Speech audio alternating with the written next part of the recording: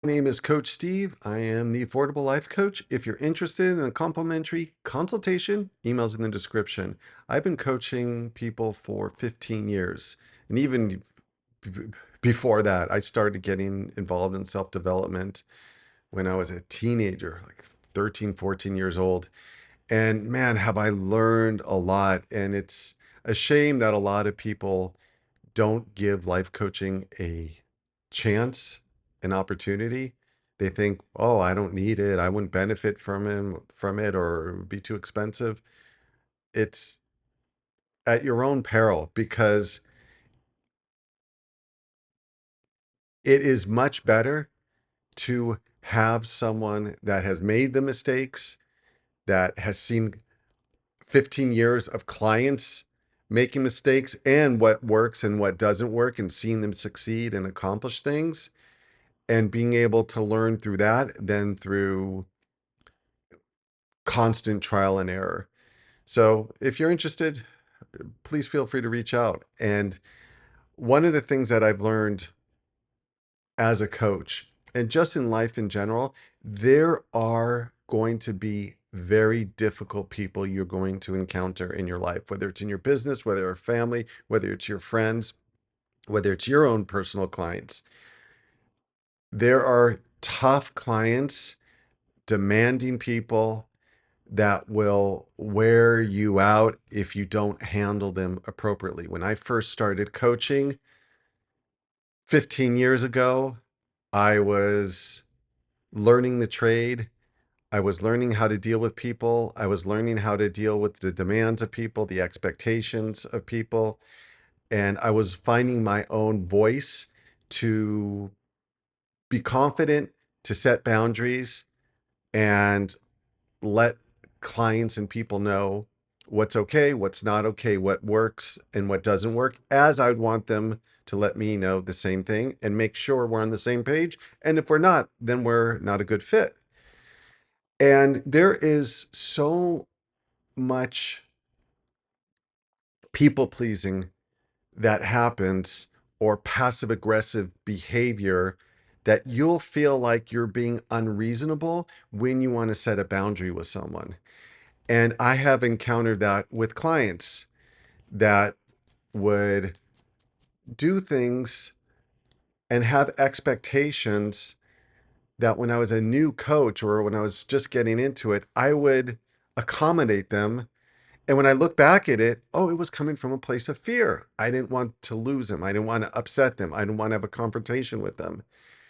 And what that does, it's like if you have people like that in your life, they become an anchor and they drag you down, they wear you out, and they chew up a lot of your energy and resources, and they create anxiety and frustration.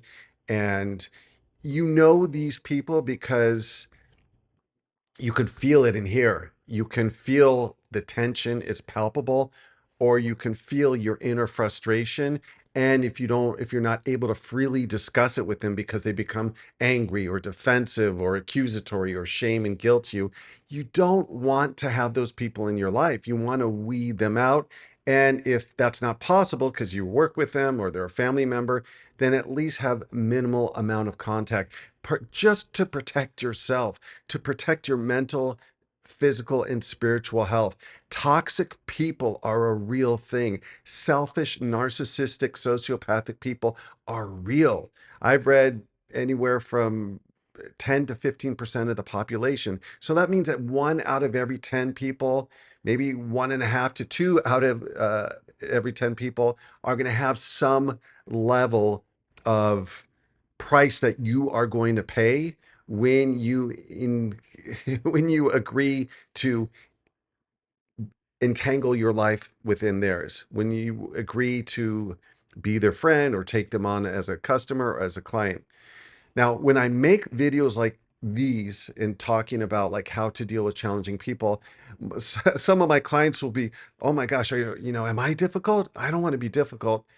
And the beautiful thing is, I about being radically honest with people, about being direct, being open, being communicative, and having courageous communication is you'll know where you stand with me. I had a client yesterday who is a real big people pleaser, and we're working on it, and he's made progress, and he'll even people please during the coaching sessions. And I'm like, what are you doing in the coaching sessions? This is the safest place for you to be authentic, to be honest, to tell me how you truly feel. This is the environment, the arena to do it. And as you practice it here, you'll be able to do it in the real world. And I said, what do you have to gain from people pleasing me? And he says, well, I don't want you to drop me as a client. And I said, that's not something you have to worry about. I've been working with him for a while, and I told him, I will always let you know where you stand. I will give you a warning if I'm having issues with you. And that's the beautiful thing about being open, honest, direct, and setting boundaries with people. You'll know where I stand with you. And I want the same reciprocated, so I know where I stand with you. The most difficult people to deal with are people pleasers. People think, oh, they're so nice, they're so accommodating, they'll say yes to things, they don't push back, they're not argumentative, but they're toxic because they will either talk about you behind your back, they will engage in passive aggressive behaviors, they will have an explosion, suppress through people pleasing, and then it just becomes, there's no more capacity to suppress, and then they explode and get angry at you, and they erupt like a volcano, and that's a nightmare to deal with. And then they apologize, and then that vicious cycle repeats again. And they're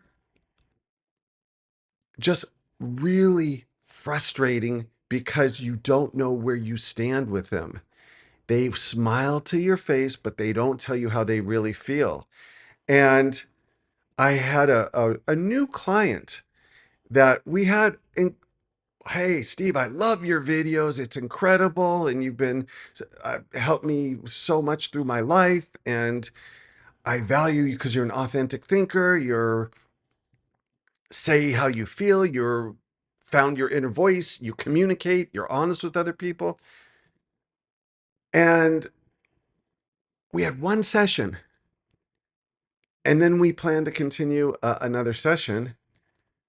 And she emailed me and said, oh, you know what? Thank you. It was a wonderful session. I'm not going to continue with coaching with you. And I know she's a people pleaser. And I know that I'm not. So I emailed her. I said, like, what's going on? Just tell me the truth. What is going on? Is there something I did? Only after one session, it's really hard to get a read if the coaching is a good fit. No reply. No reply. And for me, that's heartbreaking because I'm a type of person, I want to get closure. And what people pleasers do is they ghost you. They don't respond to you. They don't, they're not honest with you. They're not direct with you because they're fearful. And I understand that it's fearful, but I don't excuse the behavior. And it's a shame because it's going to affect her if she doesn't get this taken care of for the rest of her life. In her career, in her relationships, in her friendship, I'm sure with family members. Like, people pleasing is a disease. It's cowardly behavior that leaves a negative repercussions to those that that meet you, that you feel a superficial connection with, that you engage with, that they even maybe become your friends or become a customer or a client. You People pleasers don't realize the harm that they're doing. And I knew it early on when someone is overly effusive. Oh, you're so wonderful. You're this, you're that. That's when my spidey senses go up. The red flags goes up, and I'm like, what's going on here? There's an angle, or there is fear, or there is just a deeply ingrained behavioral pattern, which is always going to be the case of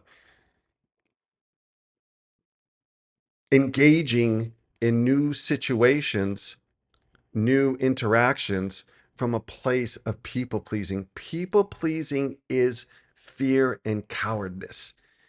It is, I understand we feel anxious when we meet new people, but when we do it, we are not letting other people see who we truly are. And when we eventually ghost them or distance ourselves from them, or just keep a superficial, uh, casual relationship with them, it's a waste of both people's times. Like, why waste your time playing a role in life? And so those are very challenging clients, and they fool a lot of people because they know how to emotionally manipulate other people. They know how to seem like they have a halo over their head, and they really don't. The horns are not far behind, and there's a lot going on within them that you'll never see, but you want to protect yourself from these people. And then I have some clients that are just angry, negative. I call them my neg clients, and they just complain and complain and complain. And any of my clients that are watching this video, I always will let you know. So if I haven't let you know that, you're not one of them, because I will be honest and direct in coaching. And what that allows me to do is to see the real person, what's behind the mask. Because eventually in coaching sessions, one session, two sessions, maybe even a month's worth of sessions, you can wear that mask, and you're not going to show me what's behind it. But eventually, with my style of coaching, we're going to see what's behind that mask. And it's incredible how over time you're able to hit their place of vulnerability, sensitivity, something they're trying to hide. And then the real person comes out. It's really fascinating when I'm doing couples coaching and one of the partners or the spouse or the husband complain about the other and say, I don't like when they get emotional and they start, being verbally uh, strong or harsh with their communication or a little bit angry with their communication. I'm like, that's when you see behind the mask. And the clients that are most susceptible to doing that are nice guys. People, I don't call them nice guys, cowardly women, cowardly people. Those are the ones that they'll have the smile, and then that phony, fake kind of aura, presence. And then when you poke them in the wrong place, they get emotional. And then you see all that suppressed anger, anxiety, fear, frustration. And that's when healing can start happening.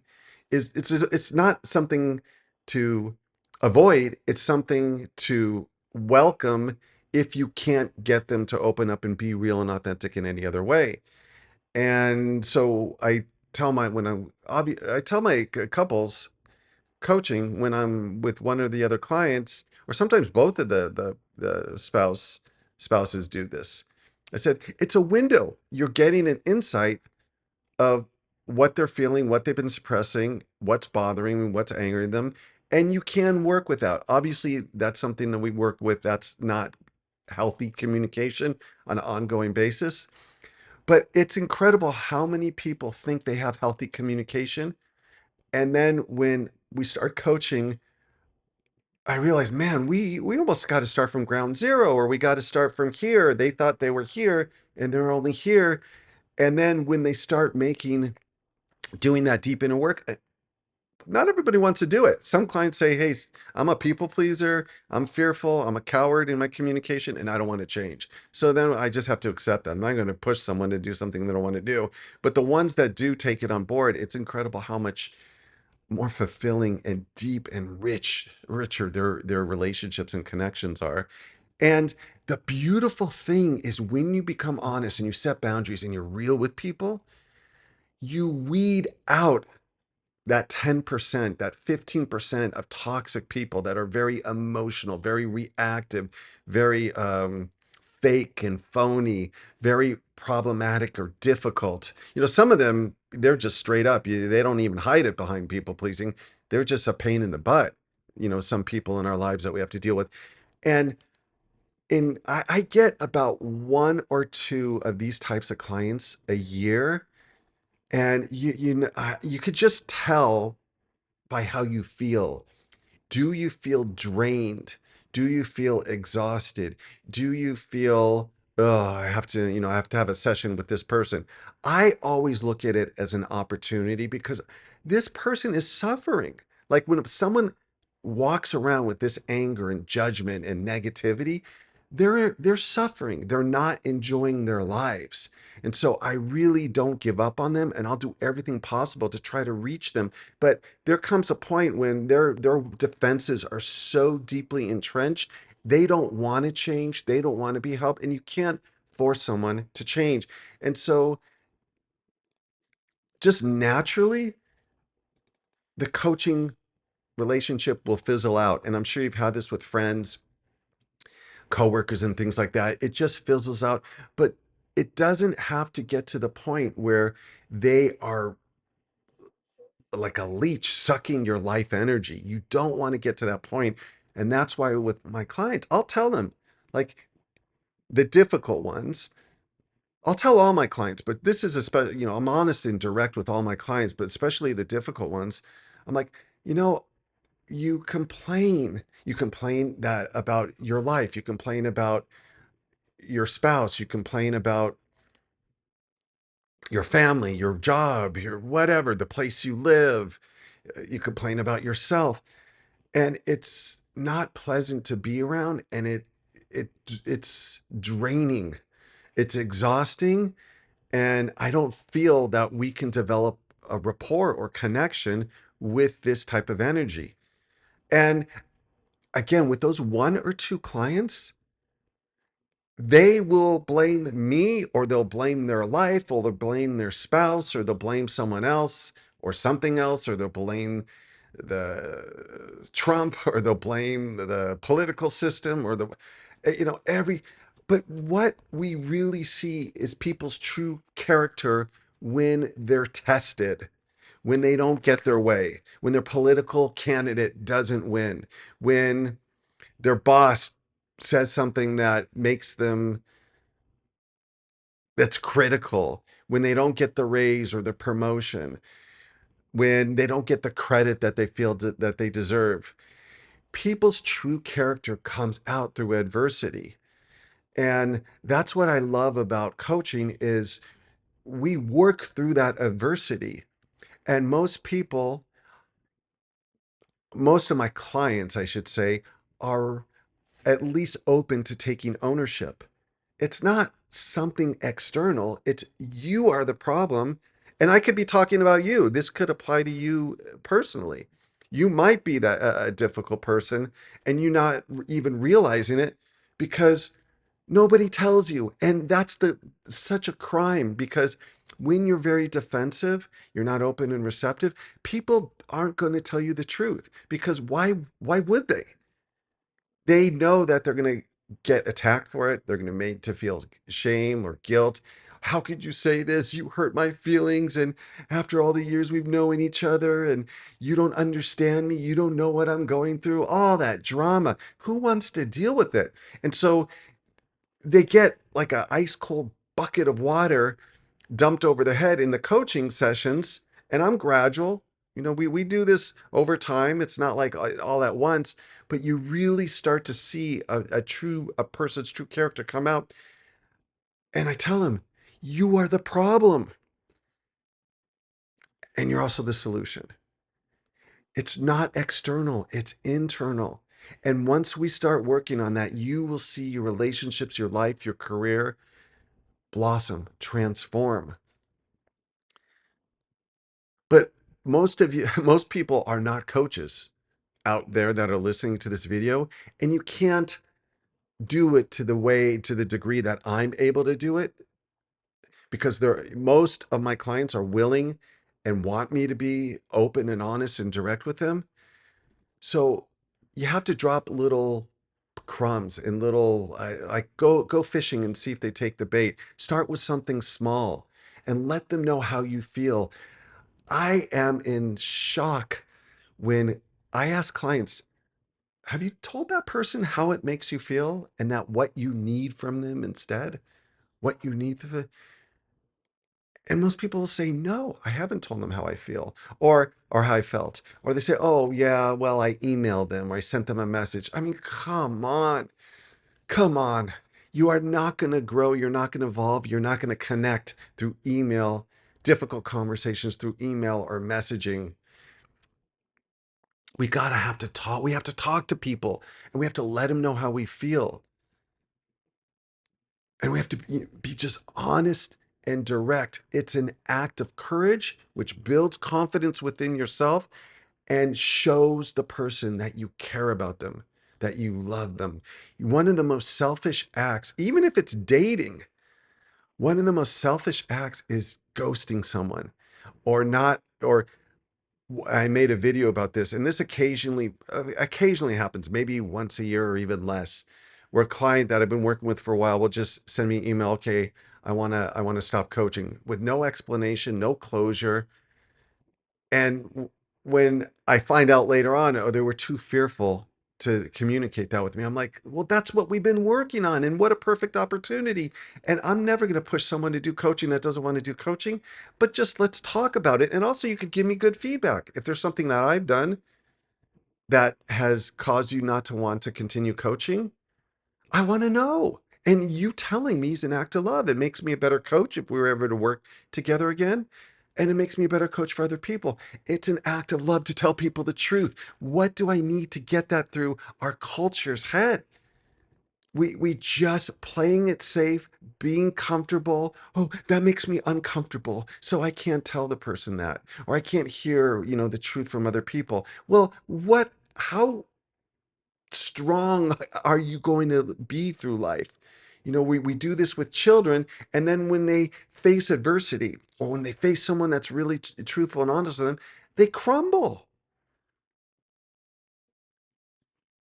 We've just grown so soft, and it's selfish. We are not we are not pleasing people when we don't speak honestly and truthfully with them. We are hurting them and we are hurting ourselves. And we are wasting oftentimes, or not oftentimes, sometimes we are wasting time in relationships that are not going anywhere. And that time and those resources could be better used with the person that you connect with, a person that does want you to be honest and real and open and direct with them. Once you start living like this, you can never go back to being a coward in your communication. And this is just across the board with family, friends, coworkers, bosses, clients, customers. We can't live in fear. Fear cripples us. It makes us weak, and it signals to other people that our boundaries can be pushed. We can be taken advantage of. We can be pressured. Say what you mean and mean what you say, and people will respect you. And the people that don't respect you because they can't manipulate you, you don't want them in your life.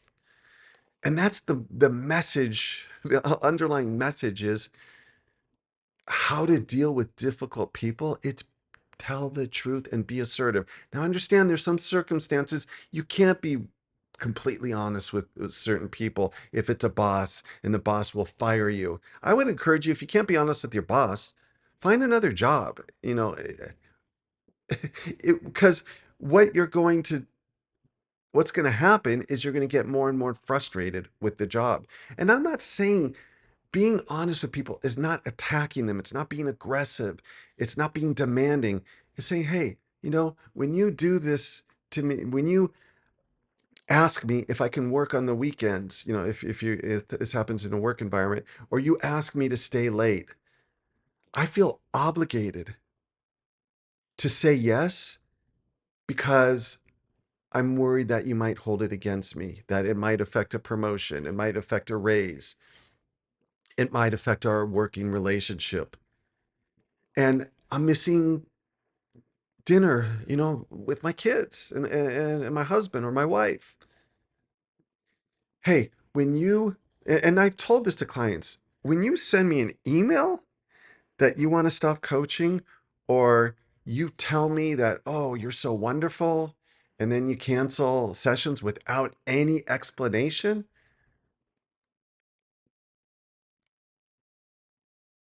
that's that makes me feel that everything you had said was not true. It was a lie. And it doesn't make me feel valued. It doesn't make me feel that I can be authentic with you and you can be authentic with me. And to me, and you'll notice within yourselves, a lot of the tension and the emotions and the pain and the suffering that we feel kind of knotted up in our bodies, I feel it in my chest, is because we don't have closure. We don't have open and honest communication with other people, and that goes somewhere. It's not like, oh, I'm going to people please and take the safe cowardly route, and there's not going to be any consequences to them or to me. It has massive consequences, especially over a long period of time. And human beings, we don't like unfinished issues in our life. We crave closure. And I don't even care if that closure is painful, difficult to hear. The person tells me truth that is hard to digest. I would rather have that eh, than a lack of closure and left with that open loop in my mind or in my being, in my spirit, or storing it in my body. So whenever you possibly can, seek closure, seek honesty, and sometimes you cannot get closure from someone. Maybe the person's passed away, or maybe the person is just hyper defensive, will not be receptive, but at least you make an effort to try, and you start small, and you see if they're receptive to that, and then you could build upon that. You don't just want to dump on someone that's used to you being a people pleaser and passive for years, if not decades, and then suddenly, okay, I'm going to start being honest and direct with everybody. They're not accustomed to it, so you're going to put them in a shock, and they're going to see, oh, I'm losing control of this person, and I can no longer emotionally manipulate them. Because people pleasers are very manipulable, and they don't do it for it's very selfish, because they say I'm a people pleaser because I care about other people, and I want to do things for them. No, that's crap. You do it for yourself because you want approval. You can't handle people being upset or disappointed or confronting you or having a difficult conversation. Yeah, but the theme of this session, and I see it in coaching, is protect yourself from those 10% people. It's just not worth it. And I even get some clients, they're in a relationship with a 10 percenter. And you should, if you're in a relationship with them and you've been with them, exhaust all possible resources. Do couples coaching or couples therapy. Do anything possible to try to save and heal the relationship. But there comes a point where either you accept the person as they are and you compromise what you want in a relationship, or you just say, you know what, enough's enough. But a lot of people fool themselves. Oh, one day he will change. One day she will change. One day I'll find a different job. One day I'll find a better boyfriend or girlfriend. One day I will um, end this friendship that is really draining, or I'll make new friends. That one day needs to start today. You need to start planting seeds so you can reap the harvest, a bountiful harvest, by planting seeds and living a life of courage.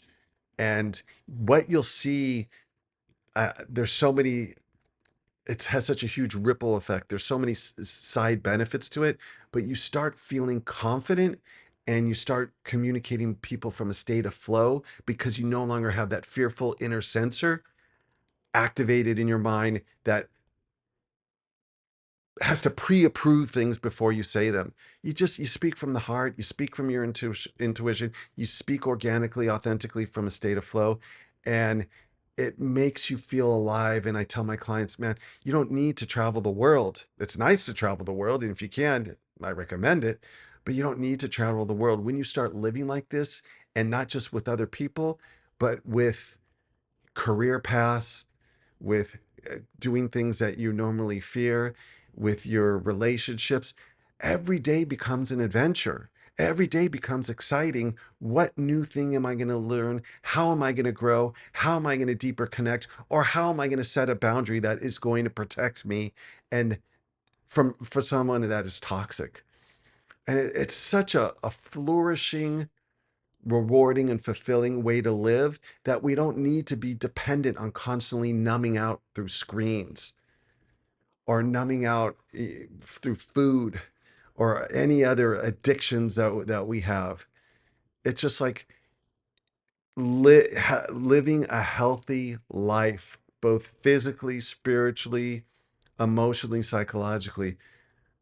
That's that's the adventure. That's the addiction. That's what's fulfilling.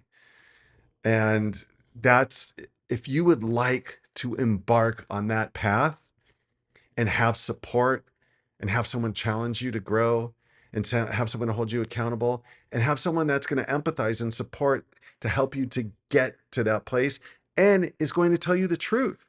Because some people say, oh, I don't need coaching, I have a friend. A friend is not is they're biased, and they're not going to give you, and they're not, this is not what they do as a profession or career. So they're not, the skill set's not there. It's just, it really is life changing. And I want to thank you all that made it to the end in this age of TikTok and short form content. I really appreciate people that find value in these longer form videos. And you want to support the channel, there's a PayPal link. Email me if you want a consultation, even if it's just a 30-minute consultation. There's no obligation. It's free. You don't even have to continue. It just, hey, it's a way for us to connect, a way for me to connect with my audience. And yeah, if you want to see more of these videos, please like and subscribe and share. There are people in your life who need to hear this message. Take that courageous act and share this video with them. Thanks for watching. Until next time, bye-bye.